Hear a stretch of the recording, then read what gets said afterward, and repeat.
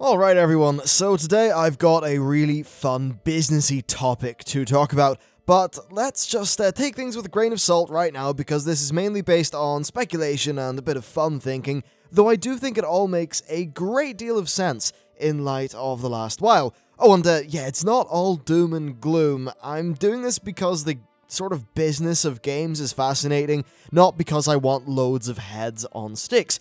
But speaking of heads, and in case you think this is all some crazy-ass, conspiracy theory, Jesse Ventura stuff, let's remember that Blizzard CEO Mike Morhaime did recently say in a recent earnings call that while the WoW subs did decline by 3 million, revenue was stable because they've increased their expansion prices, subscription prices in select regions, like the UK, and have expanded upon their in-game offerings, i.e. they're basically making up for lost subscriber money by getting more revenue from the smaller pool of remaining players, and I suppose from a business perspective, that absolutely does make sense. In the short term anyway, whether that burns people out, well, we'll just have to wait and see. So, getting on to the point of today's video, you probably know that WoW token is a thing, and what's great about it for Blizzard's bottom line is that they make an extra $5 per month per subscription paid for with token. Now that's all fine, and what's specifically, I think, cool about World of Warcraft is how it's got a far more vendor-based system than, say, EVE Online, which was the first game, to my knowledge, to do such a system where you could pay for your subscription with, basically, like, with in-game money. In EVE, pretty much everything comes from players, and then the economy self-regulates around that. Whereas in World of Warcraft, gold is very, very different. Blizzard can put in gold sinks on vendors, with past examples being the Yak and the Tundra Mammoth. Now, with many people not having the needed gold for those things, and with WoW Token now being here and being a way to get that gold, it's a way for Blizzard to earn an extra $5 per month. Essentially, Blizzard have more of a financial interest to encourage the spending of gold in World of Warcraft, because that way they sell tokens and stand to make an extra 25% revenue per subscriber just for the act of them playing for 30 days. It's also worth mentioning that I don't necessarily think this is some super evil shit. It, of course, depends on how it actually plays out in-game. I just think it's a cool topic to talk about. Now, what's curious about patch 6.2 is the pricing of some of the various new items. In the garrison, there are 2 new mounts for 10,000 and 20,000 gold each, with no other prerequisites at all.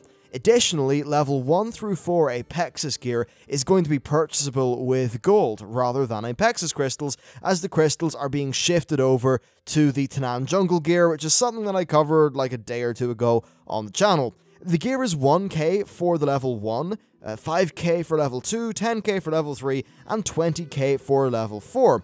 And you can actually purchase any level of gear without having purchased the previous one, though I don't actually know if that's going to be final. If you look at those numbers, what you'll probably see is that most of them are in and around the region of the price of a WoW token. Specifically in game business, mainly in the sort of pretty disgusting free-to-play mobile market, a lot of the suits talk about whales, and a whale is someone who sort of walks in with the real-life swag money, they drop some dollar, they get all the loot, and a small amount of whales can subsidize the kind of revenue for loads and loads of regular players.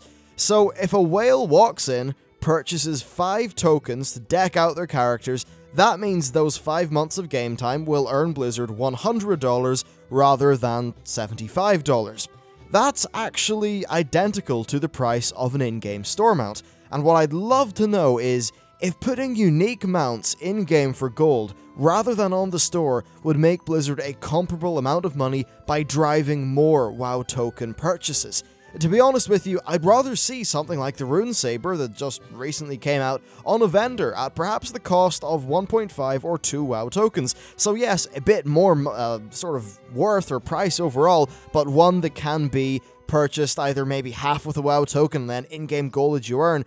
Another curious thing, if you actually look at the pricing of this patch 6.2 stuff, is that while the 675 Apexis gear is probably too much and that it is 20,000 gold, the levels below that are perfectly suited for getting one of your alts right into LFR. Now, all of that said, the Baleful gear into Nan Jungle probably makes a bit more sense, but it does seem rather curious that roughly what you'll need to get probably into Hellfire Citadel LFR, or at least get into BRF LFR and kind of get a leg up and everything, is going to be purchasable for roughly the price of a WoW token.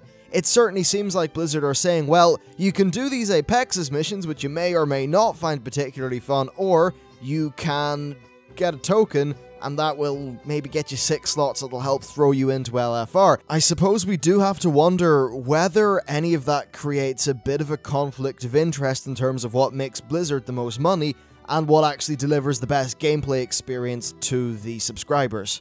Now, moving on into the future, I'll definitely be keeping an eye on how things go in terms of the number of items that cost gold in the game. Now that Blizzard have got such a clear financial interest and incentive to do so, they really would make a lot more money if they just drive those token sales. Overall, I think it's a way of doing things, though, that offers more choice to more people, and I think that since those items are in there for gold in the game, it can actually drive gameplay for people, which is more that can be said for the store mounts. If you think about it, as, a mount that costs 2 WoW tokens, well, either that can be directly purchased, or someone could maybe spend a week or 2 weeks playing the game and actually doing gameplay to get that mount, which could lead to even more subscription money for Blizzard.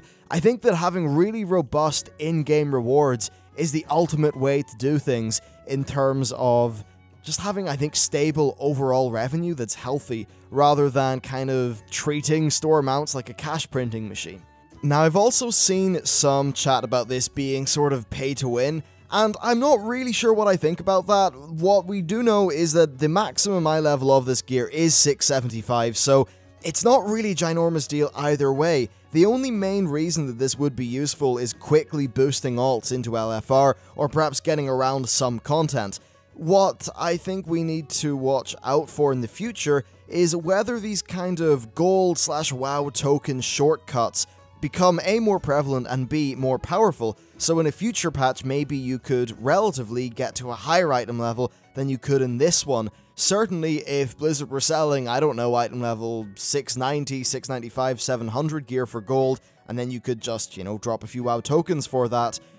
If that were the case, then they would probably drive a lot of sales, and I think we would have a legitimate, very serious problem on our hands in terms of the way that the loot is basically being balanced and them sort of undercutting bits of the game. And I suppose there is still the fact that you can do this right now with BOE gear. I suppose the fact that Blizzard are putting it directly on a vendor where there's no supply and demand and that money's not going to another player does change things somewhat, and even Blizzard's past words would indicate that they maybe, at least at some point, saw a bit of a problem. When they were originally talking about WoW Token ages ago when we first heard about the idea, they did start to talk about, maybe that they'd have to tweak up the black market auction house or remove gear from it because of concerns that people could just drop loads of WoW tokens and nab mythic gear.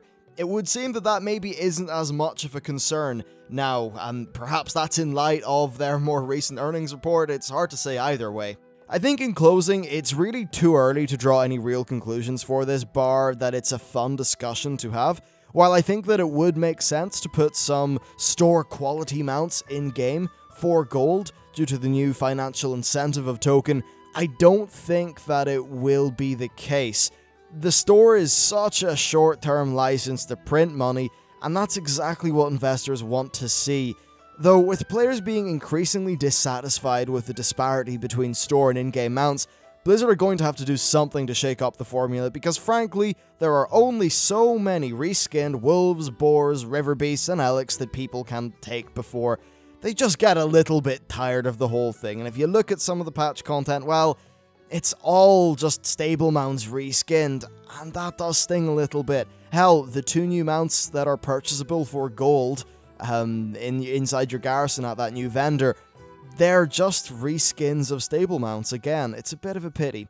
Anyway, all I'd say is, give us more mounts in-game, make them look better, and we can think about all these gold-related issues at another date. I just want better mounts in-game. That's it for me. Thank you very much for watching the video. Let me know what your thoughts are down in the comment section, and I will see you next time.